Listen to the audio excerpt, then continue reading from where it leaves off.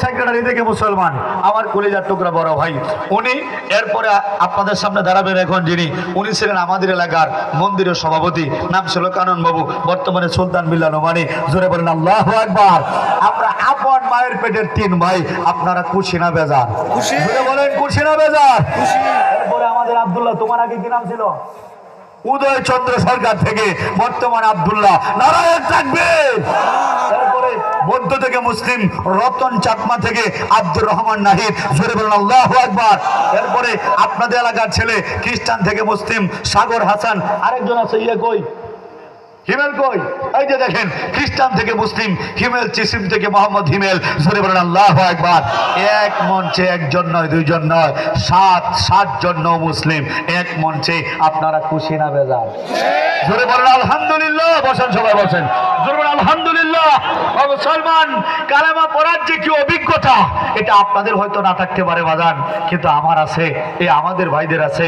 মুসলমান, একটু কল্পটাকে পরিষ্কার করে, একটু মোরাকাবার নিয়তে এই জায়গাটা একটু খেয়াল করেন, আপনার কল্পটা পরিষ্কার হবে বাজান। আমি যখন কালেমা পড়ার জন্য হাতটা বাড়িয়েছি, হাতটা বাড়ানোর সাথে সাথে আমার কাছে মনে হয়েছিল হুজুর আমার হাতটা ধরেছে, এর মধ্যে আমার বুকটার ভিতরে বিশাল একটা পাথর চাপা দেওয়া।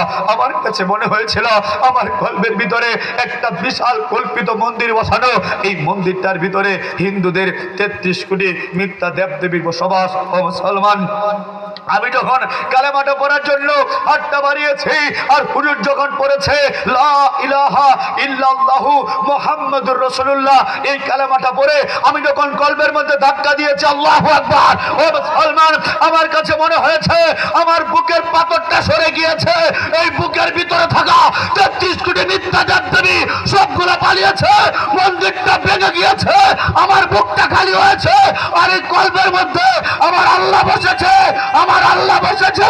আর আমি যখন দিল থেকে ডাক দিই আল্লাহ আল্লাহ আল্লাহ গো আল্লাহ,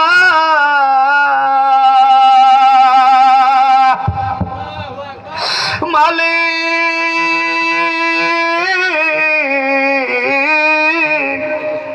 আল্লাহ গো আল্লাহ,